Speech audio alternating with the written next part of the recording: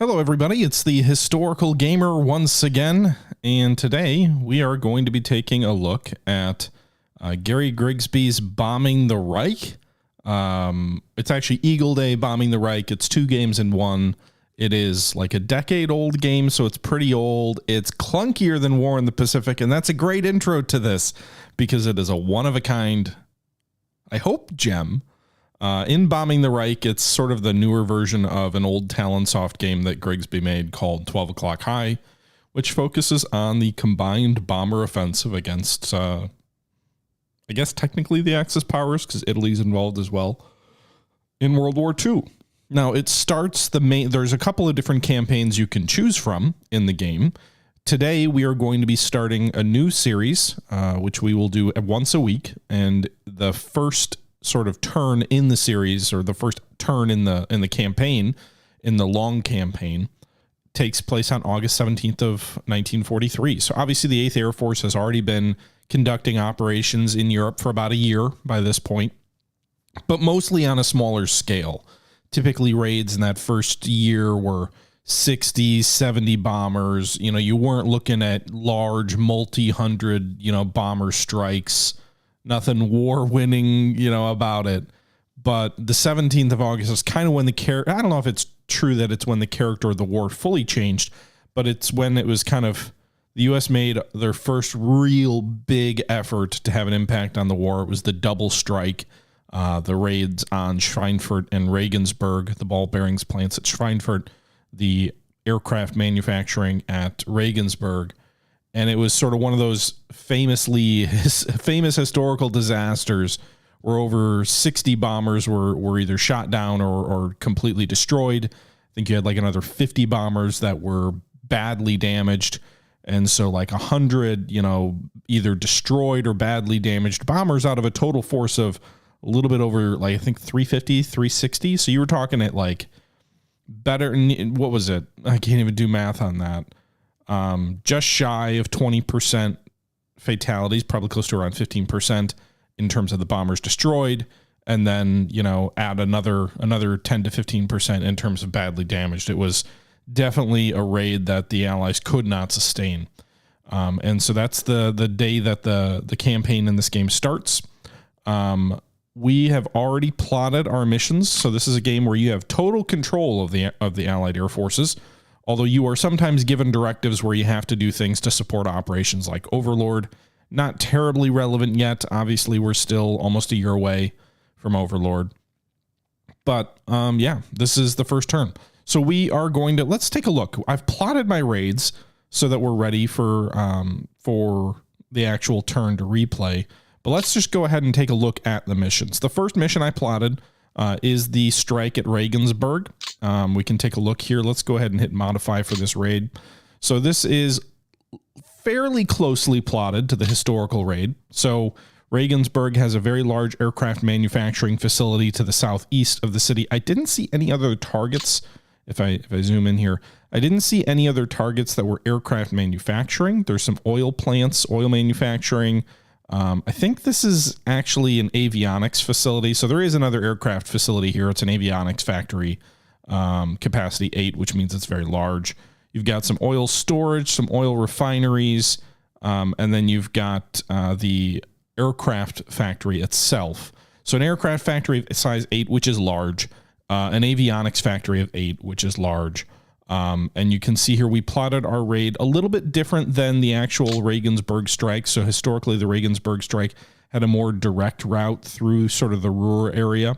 Our raid, we diverted north. So we kind of came across in Holland historically where they did, but we just kind of kept going east into Germany. That's sort of the route I plotted.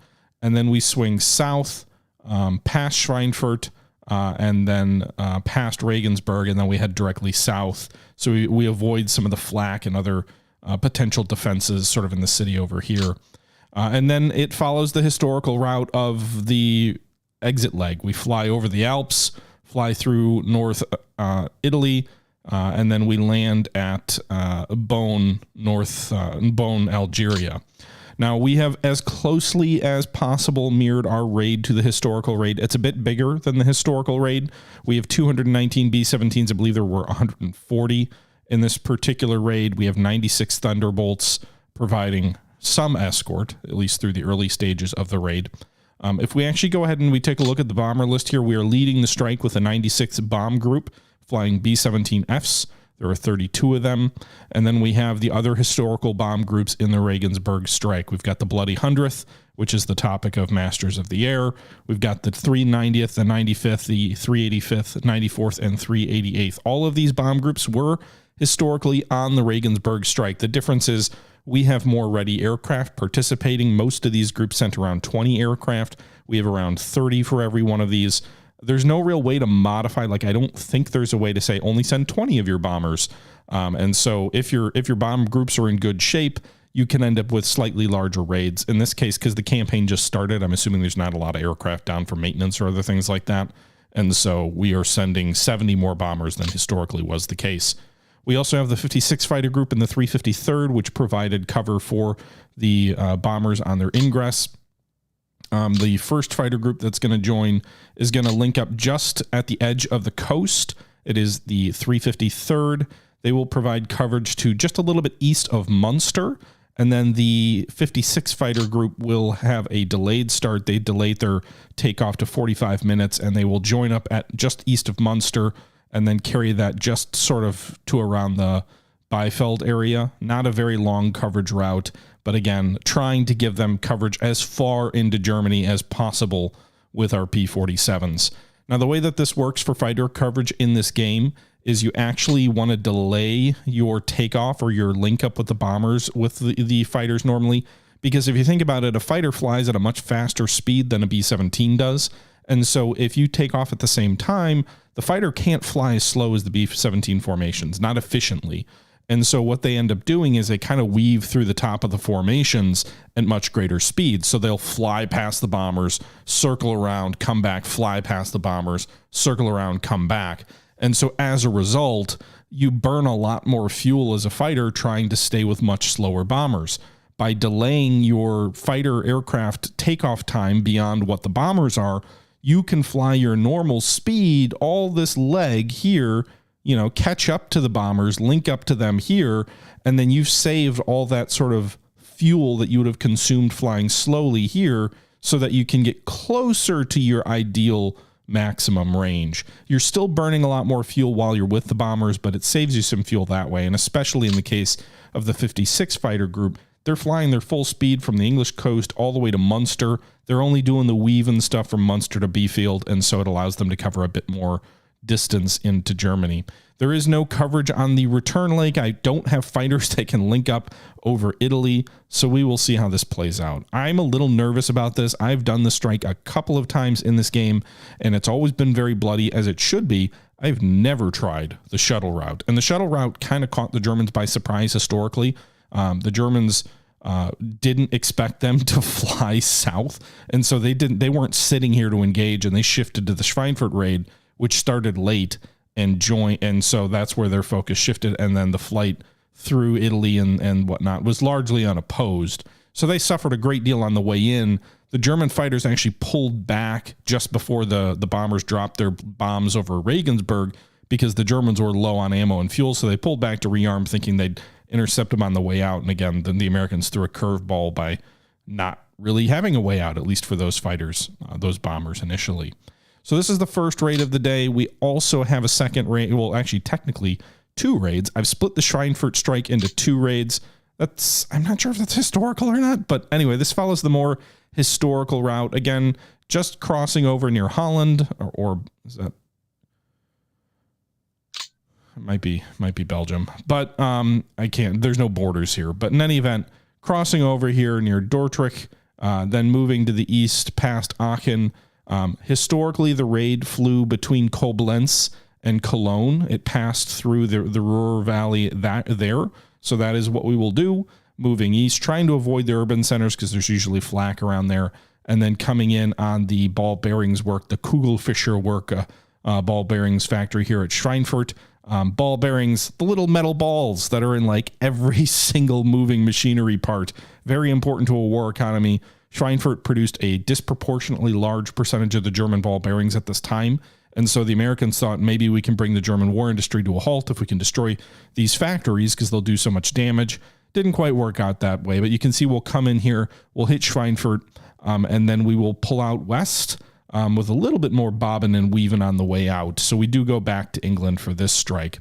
Now there are 2 strikes. Historically, the Schweinfurt raid, I think, had around 220 bombers. I think we're going to have about 270 in this raid. But you can see here we have 170 B-17s, 92 P-47s, 18 Spitfires, and 18 Spitfire 7s, 55 Spitfire 9s that will be providing escort. Now, the game does not allow me to assign British fighter groups to provide escort. As far as I'm aware, I think these are all American. 8th Fighter Command. Yeah, I think these are, maybe some of them are British units, but I can't assign like British tactical air units to American raids, which is a little bit annoying. You can only assign the units that are part of the 8th Command. So I think they are British units here, but they're assigned to the 8th, which is a little annoying because historically, because the raid got off to a slower start, they actually assigned some additional fighters to support the bombers in the ingress. I can't do that because there aren't enough fighter units to do that, strictly speaking, within the 8th Command. But in any event, we cross over like we showed. We will, what are the delays here? So on the initial strike in, we've got, let's zoom out here. We've got Spitfires providing cover just to around the Aachen region, which I believe is a little bit further in than historically was provided. 17 Spitfires of the 64th Squadron, 18 Spitfires of the 124th Squadron also provide cover just north of Maastricht. They've got Spitfire 7, so it's a little bit lesser range. Then we have a P-48 Thunderbolt group from the 78th Fighter Group, which will delay their takeoff by 28 minutes. They will link up here and provide cover to around Aachen. And then we also have the 20 Spitfires of the 19th Squadron, which have a 35-minute delay, link up just east of Maastricht, and provide support all the way almost to Bonn. So nice bit of coverage there for those guys. That's the ingress. Ingress coverage stops at Bonn, and then they're basically on their own from Bonn to Schweinfurt. On the way out, they will be on their own most of the way, but when they start getting out, 140-minute delay will pick them up just west of Bonn and then cover them pretty much all the way to the channel with the 611th Squadron of Spitfire 9s. And then we also have 44 P-47Ds joining up on a 160-minute delay. They join up near Aachen, providing coverage just to the, I don't know, what is that, like the border at the edge of Germany? Was that just east of Antwerp, I guess? And then I think we're without coverage the rest of the way across the channel, just sort of hoping that there's no bad guys basically past here, which sometimes they do pursue into the channel. So that's a bit of a risk, but obviously we want to try and get the German fighters off them as much as we can. We will be flying at 23,000 feet. This mission's start time is 12:16. It will get over the target at 14:57. I believe that's historically. I might have screwed the timing on that up. I know I initially did sometimes the timing is a little bit off. Time over target is 11:43 for the first group, for the first raid, which is historically, I believe, when they dropped. I'm not sure if 257, I might have screwed that up in terms of, either way, whatever. And then we've got the 379th Bomb Group, which is the second leg of the Schweinfurt strike. They will strike a slightly smaller facility, the Varengaeta ball bearings factory here. So you can see the initial strike is against a 45 capacity ball bearings factory. That is huge. The second one is 24, which is also huge. And in that raid, if we take a look at this raid, you can see here we have 111 B-17s and only 15 Spitfires. I modeled the formations route on the first group, so I'm hoping that the fighters from the first raid provide some cover for the second raid, because they should basically be mirroring each other's courses all the way to the target. They only shift off when they get real close to the target, and there's no fighter cover here anyway.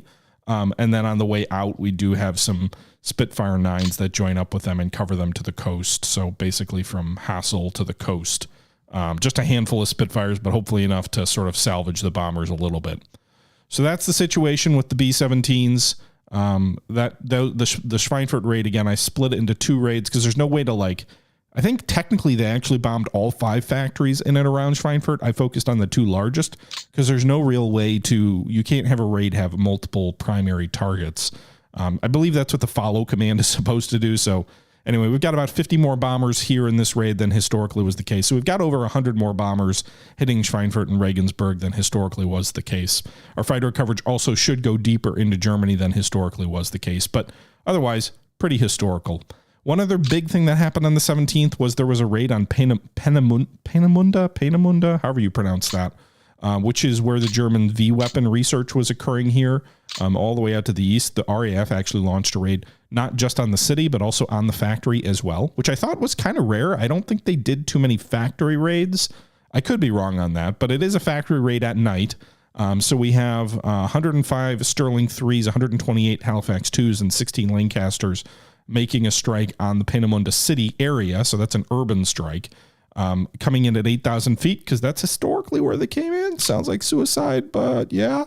And then we've got 2 more raids here. The total effort of all of these raids is around 600 bombers, but we've got 36 Wellington 3s, 77 Lancaster 1s, and 20 Lancaster 2s hitting the actual Peenemünde V-Waffenfabrik, capacity 20 target here. And then we also, again, 8,000 feet. And then we also have the 405th Squadron, Royal Canadian Air Force, with 187 bombers, 59 Halifaxes, 109 Lancaster 1s, and 19 Lancaster 3s, coming in and hitting Peenemünde as well, the aircraft factory here. The goal was actually to kill the German scientists with this raid. They were targeting both the factories and the housing around the factory. In addition to that, we do have a diversionary strike. We've got is it this one? Yeah, we have so again, historically, the British sent a diversionary interdiction strike. So we've got one here, a night interdiction with 6 Mosquito jamming aircraft. They're going to break off from the main formation north of Germany, north of Rostock, and they're going to drive toward Berlin. And they're going to be jamming the enemy, so they're going to be putting out chaff and other things to make the raid look bigger than it actually is.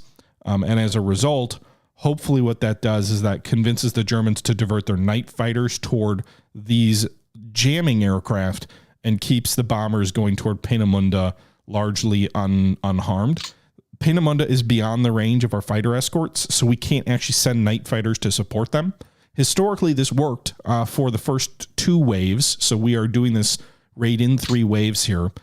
So you've got a raid at 2051, 2113, and 2143. The first 2 raids were largely unhurt by the Germans. By the time of the 3rd raid, the Germans realized Berlin's a diversion and they sent their night fighters up north. And the 3rd wave actually got shredded pretty badly. I think they lost like 40 bombers total. So the Americans lost 60 bombers in the day and the British lost almost 50 bombers that evening. It was a very, very bloody day for the Allied bombing forces, the 17th into the 18th of August 1943. So we got some other night interdiction strikes. We also followed up with some strikes on some German airfields at Stade, at, I know I've got one, is it Lech? No, one at Grove, and then I want to say there's one at Westerland, which I also based on the actual strike at Peenemünde, which I believe was called Operation Hydra. So we did try and do that. Additionally, I didn't know what else to do. So those are the historical raids that I based myself off of. But there are a bunch of other raids here. So if we actually close this window and we take a look at show paths, you can see there's a bunch of other stuff going on here that I've also set up. So first things first, let's go to Italy. I have a large number of strikes in on a bunch of airfields. We're not going to look at all of those, but I do have some strikes on oil facilities near Bari, a large oil sort of storage tank there, capacity 6. I have a raid going against a engine plant for aircraft near Naples, a raid going against oil storage near Naples, actually 2 raids going against oil storage near Naples, and then some fighter sweeps over some airfields here. We have a British raid of 100 bombers at night going against Rome, so another nighttime strike there. And then we also, if we jump back to Northern Europe, we have raids and sweeps going on against a number of fighter airfields in northern France and then the Low Countries. We have a raid against a fairly large capacity 4 avionics facility here near Brussels. We have raids going against oil storage facilities near Rotterdam and also near Amsterdam. And then fighter sweeps over Dielen and Schiphol, because I know those were pretty important air bases. I don't know where most of Germany's fighters are, so I can't launch a very effective sort of sweep campaign against them, but I do know they have something at Schiphol and something at Dielen. We have a very active day. This is a maximum effort type day. You can see here we've got, large numbers of fighter sorties planned, large numbers of bomber sorties planned. Pretty much the entire tactical air force that can hit anything in sort of Holland is active. Pretty much the entire tactical air force that can hit anything in southern Italy is active. We do need to move some of our fighter and bomber groups in North Africa into Sicily, because we do have actually quite a few units that can't hit anything. These P-38 Lightnings, they are being used this turn, but they're a ways back. They cannot get as far as they should be able to get based on their range. Like, we really should base them in Sicily. The same for like these 40 P-39Q Aerocobras. Like, they should be based in Sicily, because then we'll be able to penetrate much deeper into Italy. A lot of these aircraft can barely reach Italy all the way back here. So we can rebase some of these units. So for example, this P-39Q Aerocobra, the 51st Fighter Group here, we can actually go ahead and, how do we do this? Move, I think. So we can pick a new base for them. Where do we want to send them? We can send them up to Sicily. And we could put them at an air base. I'm sure there's some bases in Sicily with limited, maybe not no aircraft. Where are they? Are the green ones the American ones? And then that would make sense. All right. I mean, we could send them here we could technically, I think, put them here too. We could put them to Gerbani, and then they'd be real close to the coast. Did I move them though? I don't know. I did. So they will move this turn and then be able to, be useful in the campaign in Italy there. Most of our bombers are back in North Africa, which I guess kind of makes sense. They've got longer range, but the P-38s, like, that seems like such a waste. They've got good range, so they can actually reach targets out that way, but it would be so much nicer to actually be able to, to use them. The 6th Squadron here with Hurricanes, I don't even think they can make it to Italy. I didn't even see them as an option. So I can go ahead and move these guys here and move them way closer to the coast and get them into action in Italy. Also worth commenting, most of those bomber groups that I showed you, they had like 30 plus B-17s going into the fight. I want to find one of the fields. Oh my God, there's so many airfields. So let's look here. The 381st bomb group here, just worth mentioning. They have, you can see all the stats: aircraft lost, pilots lost, kills, ground kills, all of that stuff. They have 16 aircraft in reserve. So anytime you launch a raid with these guys, generally you're not bringing the entire group. You have probably about 3/4 of the actual group 2/3 of the group is actually launching a raid. It also, by the way, it keeps track of all the damn pilots. Some of them are historical. I think some of them are also fictional pilots, but look at this. Look at all of these pilots. Keeps track of how many missions they've flown, how many kills they have, ground kills, fatigue, experience. Holy crap. This game is nuts. But max effort. So here's where it gets a little bit grindy. We're going to start the turn. It might take 30, 40 minutes to run through the turn. I don't think we will let it do that. We will probably speed it up a bit. Should we turn clouds on? You can see so there might be some heavy overcast in some of these strikes. Although these clouds will move. Most of my strikes in most of my strikes in northern Europe, the tactical Air Force strikes, I planned for the afternoon, thinking that the B-17s would pull the fighters away, and then either the fighters would be too exhausted to attack again, or they would be out of position hitting the Schweinfurt raid as it comes back. So that's my logic anyway. We'll see how it plays out. But let's go ahead. Oh, there's a campaign summary here. which everything is nothing. I don't know if you can see the text okay. This is not meant for a 1080p display, but some of the text looks a little wonky, but hopefully it's legible. But you can see Axis industry output, aircraft ready for ready aircraft, lowest number ever for the Axis versus like what you have now, Allied aircraft ready, lowest number ever, I believe. Strategic bombing points, terror bombing points. Yes, you get points for killing civilians in this game. It's sort of measured by, it's called terror. Basically, you can start firestorms and things like that, and it can theoretically influence Axis morale. But anyway, let's go ahead and end the phase. Let's get the results going, huh?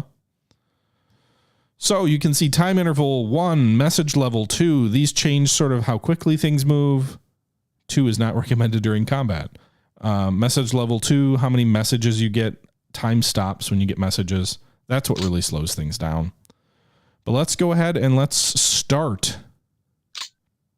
Not sure where we've got our mission starting first. I think in Italy. You can see here time's moving pretty quick. You know, we're up to 6 o'clock on the 17th. Nothing's happening yet.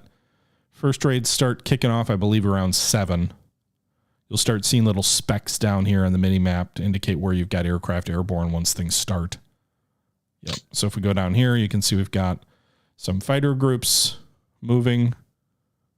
So you can see the 111 Squadron is over the target area, and it's largely obscured. 260 Squadron is over the target area. So some of these are under cloud cover. If we actually go ahead and here, we can see a lot of cloud cover here in Italy. Meanwhile, we've got Italian fighters are bouncing some Spitfires here in one of these raids. So maybe not starting off well. Oh, never mind. Sorry, Italy. The Spitfires just shot down 3 Italian fighter aircraft there and another one there. So this is kind of how things get resolved. You don't see a ton. You get little status updates here, like they're bouncing a group of enemy aircraft. And so far, you can see down here the 1943 long campaign. You've got Allied losses, Axis losses. This doesn't factor in damaged aircraft. Also, aircraft can crash on landing. So if you've got a damaged aircraft, you can crash on landing. But campaign started sort of here and is not going very well for the Italian pilots. Also, it's kind of cool to see the Germans have some squadrons in northern France that are flying captured French aircraft like the D-520, which I guess historically they did outfit some of their groups with captured French aircraft, but I noticed that once or twice. You can also see these formations here. You got, for example, this group here, just a nice, neat aircraft. As aircraft are damaged, they will actually, like squadrons will kind of come apart, and you'll start to see sort of individual aircraft or straggler aircraft. An individual icon generally represents like a group of aircraft here. For example, this one has 26 Me-109s over Naples right now. But as aircraft are damaged and whatnot, and as formations start to come apart during battle, you will see, this sort of snowball into a lot of just sort of visual yuck, if you will. But yeah, these RE-2002s are getting wrecked by these Spitfires off the coast of Italy here. We haven't lost an aircraft. I think we saw a couple aircraft damaged, but holy crap, we're up to 15 Axis aircraft lost to not even a single Allied aircraft. So while this is going very well for us, it's also not like the cream of the crop, I guess. So worth saying. Although the Italians did build a couple of very nice aircraft models. I don't really remember the R2002, but I know they had one very modernish aircraft that was fairly competitive. I don't know if their Air Force was as much of a mess as some of their other branches. Oh, so we've got the B-17s. Can I slow this down? I think it's the slowest I can go. All right, so those are the strikes. I just paused it. Oh, I can pause it though. So you can see here, the Germans are not wasting any time. This B-17 group here, they are not even to the coast yet. And the Germans have spotted there are no fighter escorts. We are going to jump these guys. So this is the Regensburg strike. And this is where perhaps I get punished for not having any fighters join them till after they're past the coast. Historically, there were shorter-legged British Spitfires that covered them up to the coast, and then the American P-48s joined up, as well as some American piloted Spitfires, I believe, for a little while. But these guys are completely unescorted, so that is maybe not great that we've got, this 200 bomber raid coming in over the coast, and they're going to get hit without any fighter cover. The Germans are bouncing them right away. First thing was a 190 getting damaged by the gunners, but that probably won't last. You can see there's the first B-17 damaged. These numbers are going to start going sideways here. We did get a B-17 with door gunners. I mean, B-17s did. Oh, God, these guys are turning back. Probably was an individual B-17 that was badly damaged. But yeah, you can see this day is off to a start. We've got mosquitoes bombing an airfield here. I don't know that there's any. I didn't really have any intel on what was where, so we ordered a bunch of airfields to be attacked, but I don't know how many of them actually had, aircraft at them. But you can see, destroyed by flak. You can see there, though, that like they will also destroy flak pieces. Like individual flak guns are modeled in this game. Individual 20 millimeter guns, individual 88 millimeter guns, like everything you can kind of think about is modeled in the game. So you got some German aircraft bouncing some 38s on a return leg in Italy. But yeah, if we go up here, let's go. I guess I can't. It just keeps going to where the updates are coming in. I would much rather look at Northern Europe here.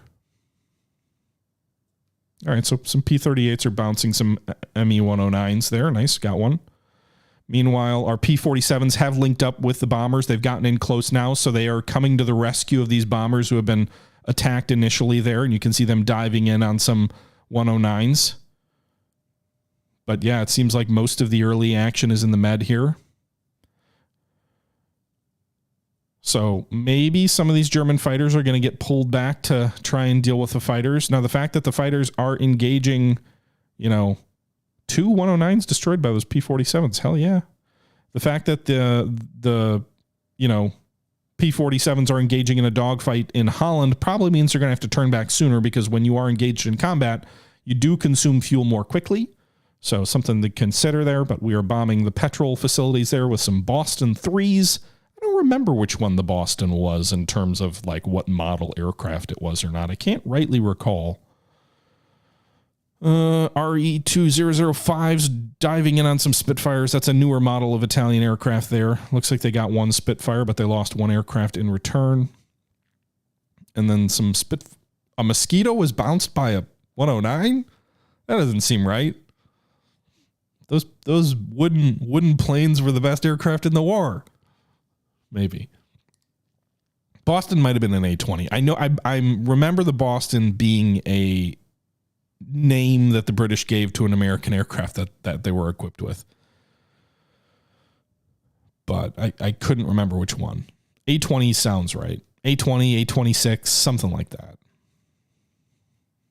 Now, one other thing to consider is like, for all the rap, there was one. You can see a pilot is okay, but his 109 crashed on landing. One of the other things that is kind of, they can't locate the target because of fog or clouds or whatever. That sucks. I kind of lost my train. One other thing to consider is like, yes, the B-17 is a sitting duck and gets, destroyed without adequate fighter cover. That absolutely does happen. However, it is remarkably resilient compared to B-26s, B-25s, any kind of two-engine tactical aircraft. There is some truth to the notion that the B-17 was a flying fortress, right? It had a ton of machine guns in formation. It put a ton of fire out. And the Germans were always sort of trying to figure out, like, how do we attack these massive formations effectively without losing a lot of aircraft in return? Like, yes, every time a B-17 went down, that's 10 crew members, POWs, wounded, killed, whatever. So, like, one B-17 to one Me-109, not a great ratio in terms of casualties. And but still, the Germans did lose a lot of fighter aircraft to these large formations guns. Maybe not at a sustainable rate for the Americans to keep it up during daylight bombing. They obviously needed those long-range escorts. But the Germans were bleeding heavily with their fighter aircraft long before the P-51 ever showed up. The quality of the Luftwaffe was going down because of huge numbers of aircraft that were lost sort of in the final days in North Africa, in the campaign at Sicily and Italy. And then also, too, with just the attrition that the B-17s were impacting. Gotta love that Naples is basically completely socked in by cloud cover. All of these raids on these fuel facilities, I can imagine, are not going to accomplish anything. The Boston was the British designation for the A-20 Havoc. Good to know. Now, one of the advantages that the 2-engine bombers had over the 4 engines is they were much faster. I believe was the 26. I can't remember what Neuhauser was telling me, but I think the B-26 was basically like the Germans very rarely successfully intercepted them just because they were so damn fast.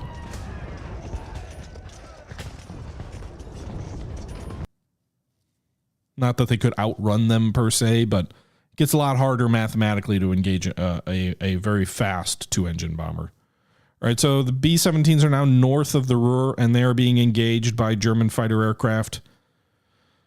Looks like our escorts have largely cleared out on this first strike.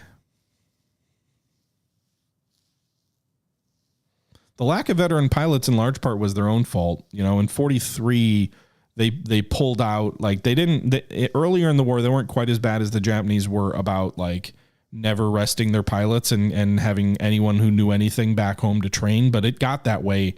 The more the strategic air campaign came up against them, the more they were not suited for maintaining that level of attrition. Indeed, Topical Snuffy. I have not watched the latest episode, but I believe it was Schweinfurt Regensburg, right, Snuffy? That's what it looked like in the trailer. So that's kind of what sparked this raid. I was like, hey, this game starts on the 17th of August. That's when that raid occurred. Let's go ahead and launch a raid just like that. Even though that's dumb. Even though I'm going to get a lot of my aircraft destroyed. We are sure destroying a lot of Italian aircraft, though. Meanwhile, a lot of B-17s getting damaged here. These 2-engine fighter aircraft coming up worry me because a lot of them carry rockets. Air-to-air rockets. Not very accurate, but boy, do they make a boom when they hit a target. Bostons are getting destroyed. There are a lot more German aircraft in southern Italy than I thought. So you can see these casualties are starting to equalize a bit after that initial savaging of that Italian fighter squadron. A lot of our Spitfires are getting jumped by German fighter aircraft and suffering heavy casualties.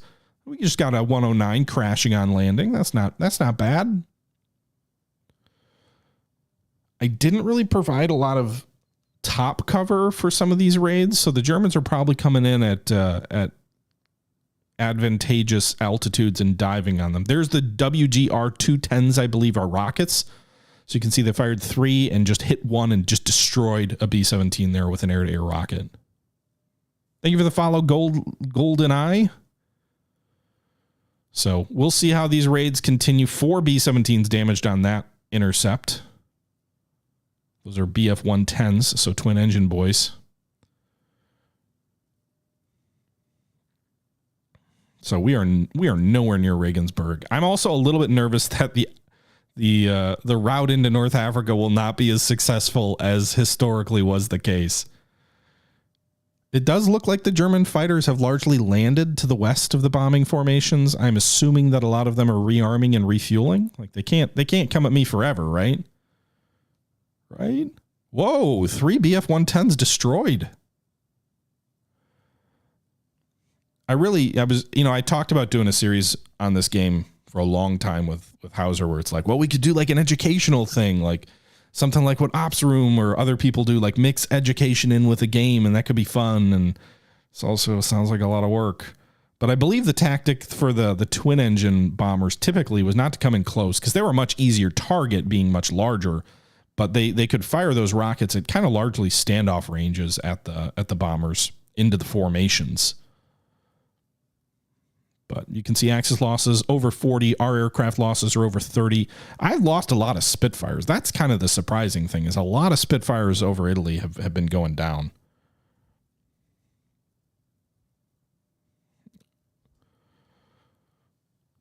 Why would you turn back, B-17? I guess if you can't get over the Alps, but we've got some, looks like they're attacking some B-17s which have turned back, probably due to damage. It would be nice if there was an easier way to like see.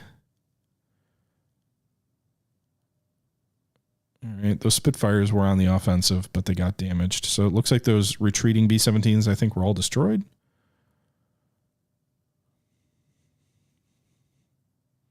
If I pause the game and do review, can I see casualties yet? Oh, First bomb group. Well, that's weird. Why does this say DEET?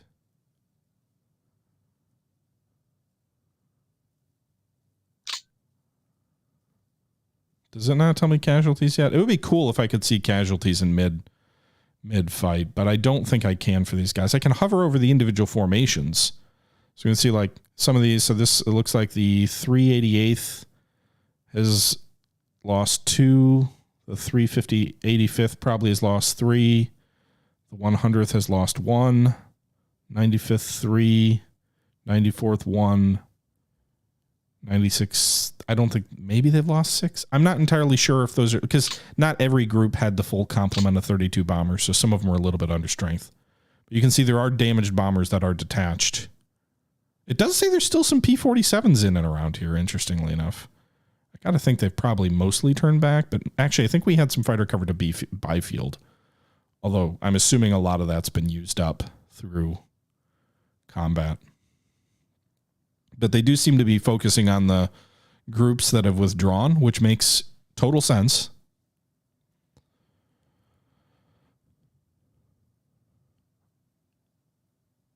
Italy has more German aircraft. I don't know that Italy has more aircraft than Germany.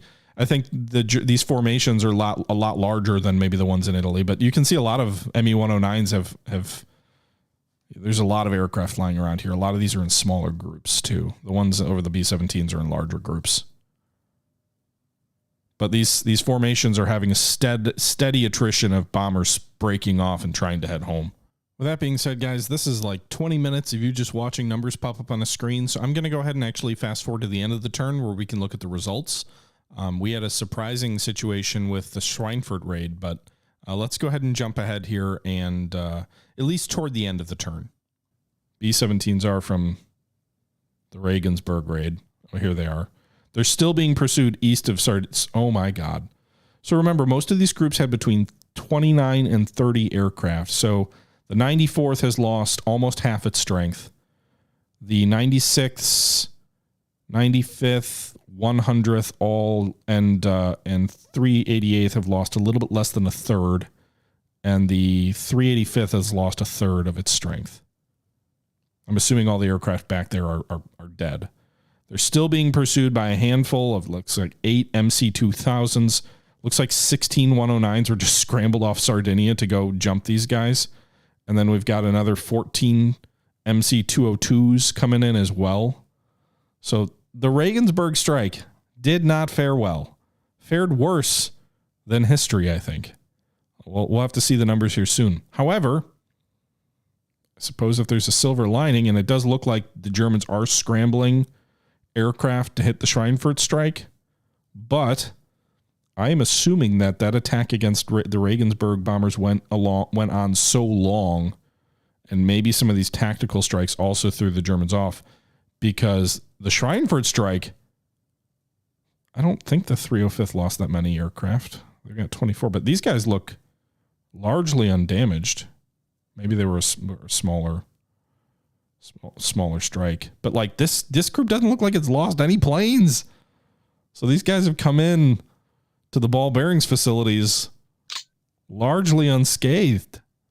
Now there is also a very large strike on Peenemünde and the V weapons facilities up there, but this is already a very long turn, and honestly, it's not a very interesting raid to watch happen. So maybe in our next episode, we'll take a look at nighttime bombing raids in more detail and show you what their combat resolutions look like. Because again, this one's already long in the tooth, and I don't really have anything interesting to say about the Peenemünde raid while it occurs.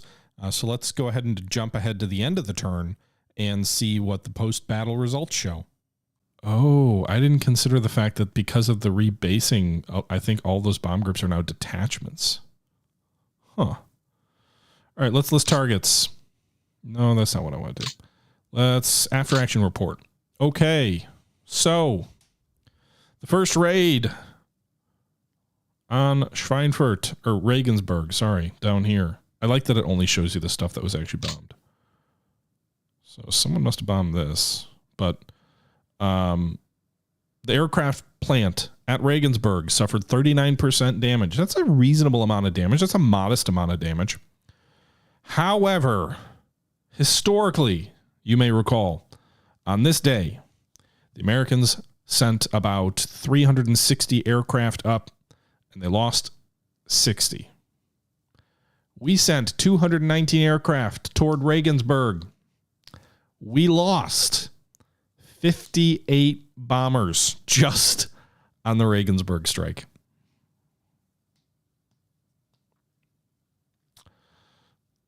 Yeah. The good news. The Schweinfurt strikes. We sent 270 bombers after in 2 strikes. And we only lost 10 aircraft. 10 out of 270 bombers hitting Schweinfurt were lost. So, when you look at the historical losses, as a percentage, we did better today than the 8th Air Force did in real life. 8th Air Force, 360, lost 60 or 58, I think.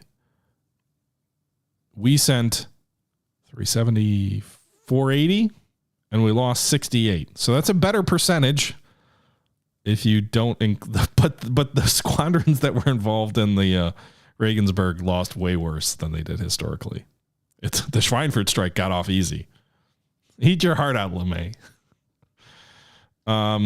Okay, so 41% damage to the smaller of the ball bearing plant, 33 for the larger, 39 for the aircraft factory at Regensburg. Meanwhile, the bombing on Peenemünde itself, the area bombing, was very ineffective. No damage done there. However, the V weapons facility, with the 300 or so aircraft that hit that, 47% damage. So quite a bit of damage done to that facility. We lost 14 aircraft at the V weapons facility. Oh my God. 32 aircraft were lost on the Peenemünde strike. So this is a flip of historical history. I believe like 40 aircraft were lost on the, like 8 in the first 2 waves and 40 on the third wave. In this case, the first wave lost 32. The second 2 waves lost 10 and 4. So 46 bombers total lost. That's about what they lost historically. So that's pretty close to history. We destroyed 5 interceptors on the Peenemünde strike. Meanwhile, we claimed 33 aircraft. 30 aircraft were claimed on the Regensburg strike, only 3 on the Schweinfurt strike, but that just probably goes to show that the enemy just didn't send as many aircraft up against us. Interestingly enough, I believe about 27 aircraft were lost on the Schweinfurt-Regensburg strike, so pretty close to historical German losses. Our Italian strikes, the oil stuff around Naples and Bari, the Germans lost 2, 3, 3, 5, so we lost 3. I don't think there's anything anywhere near as bad losses-wise elsewhere, right? So we got the 58 at Regensburg, the 32 for Peenemünde, the 10 for Peenemünde V weapons, 7 for Schweinfurt. The next highest was the PRI Air Force 96 aircraft at Krontai. We lost 4 there. 4. So yeah, pretty light losses for our bombers elsewhere. Our fighter loss is another story. So we lost 15 fighters in the raid on Bari in air-to-air combat. The enemy lost 2. Those are pretty bad ratios, 15-2. We lost 7 fighters in our hitting of a engine factory in Italy. The enemy lost 5, so those are more reasonable. 4, 3, 2, 1. The one raid where we did very well was the Obertrallung aircraft factory. Where is that? Oh, Regensburg. Oh, that's okay. So we shot down 30 between the bombers and the fighters. We lost 2 fighter aircraft in that raid. What about the interceptor losses? How did that look? So 13 aircraft at the Pazium strike, where we just had a fighter sweep. 10 aircraft at Capucho, where we had a 77 fighter aircraft sweep. We didn't lose any fighters in either of those strikes, so 23 without loss. And that was kind of the big moments of the day. If we take a look at the actual aircraft losses for the day, Germany lost 1 Bf-109 G2, 19 Bf-109 G6s. That's a pretty considerable amount. 1 Bf-109 6R6, a pair of F-190 A5 and A6, or one of each. really not a meaningful amount of aircraft losses, except for the R2002 Arete, 22 Italian aircraft lost there, so 22. And then the Germans did lose 10 Bf-110G2 R3s and 6 Bf-110G4s, which I think are the night fighters. So 19 twin engine, well, more than 20 when you include the Italian twin engines. 10 Lancasters, 68 B-17 Flying Fortresses, 7 Marauders, and those strikes in Holland. All told, 177 to 76. Axis flew 3,600 sorties. We flew 3,800. 6 Apaches, kind of underrated loss there. That was a pretty bad loss for that one raid. 18 Spitfire 8s. 11 Spitfire 55. What's a VC? I don't know what that is. 10 Lancasters. 23 Halifaxes. That's considerable. Yeah, so those are the losses for the day. What does this do? I don't want to do that. Campaign summary. This gives you all the details. Most lost aircraft. Aircraft losses. 5-3 ratio air to ground. Yeah. Bad day. Bad day. Top pilots. Anybody get multiple kills? Oh, some of these guys are dead. Edwin Schreist, KIA. So you can see all of your pilots who have any kills. Red is dead. Red is dead. Fate. What does that mean? What's 5? Is that wounded? 5, 4. Like, I don't know what that means. Wounded? Wow. James R. Andrew, flight leader in 93rd Squadron, flying Spitfire 9Cs. 3 kills in 1 mission. Good job. And then 2 Americans with 2 kills, another Brit with 2 kills. What's SOA? South African, maybe? Cecil Saunders here? Not sure.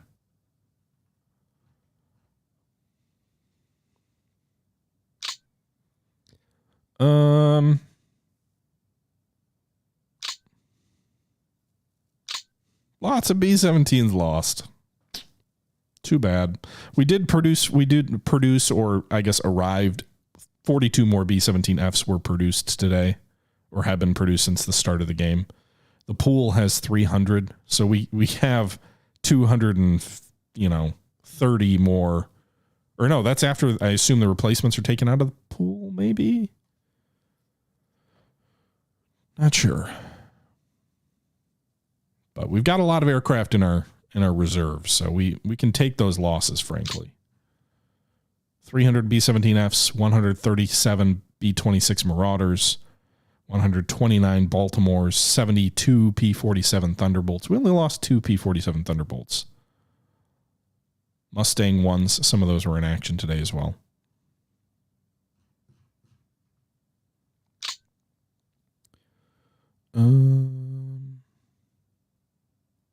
Yeah. That ends the phase. And then we're on to the 18th of August now. Now let's take a look here down south where we flew. All right, so these aircraft are still here. You can see all of these detachments.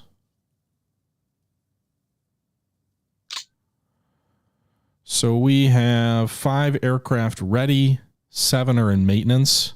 Now, historically, these aircraft stayed down here for about a week. It's on a roll. Oh, dead men. Okay. Some of these groups actually are in pretty darn good shape. The 303rd Bomb Group, for example. The morale of these guys, some of them are still in the 60s. But, yeah, the morale took a big hit on most of those units. So, not great. Still, we do have bombers that we can use. I'd say we've got at least 3 bomb groups firmly operational with 29 plus. We could stretch it to have anybody with more than 20 aircraft be operational. But that's a task for another time. I'm going to try and do one of these episodes every week, guys. It's not going to be a daily occurrence, but In honor of Masters of the Air, we will take a look at this fairly dry but very interesting and unique game in further detail in further episodes. I'll definitely do an episode that kind of homes in on nighttime bombing raids, and then probably also one that looks at other things like fighter sweeps or tactical bombing, which occurred in this episode, but we didn't really talk much about it, and maybe other mechanics or things like that in the game. Anyway, guys, let me know if you want to see more of this. I hope you guys did enjoy. I know this is not the most exciting of episodes, but yeah, that was our first look, or not really first look, but new start to a new series on Gary Grigsby's Bombing the Reich by Matrix Games, and hope you guys enjoyed it. Let me know your thoughts below, and until next time, this is the Historical Gamer saying thank you for watching, and I'm out.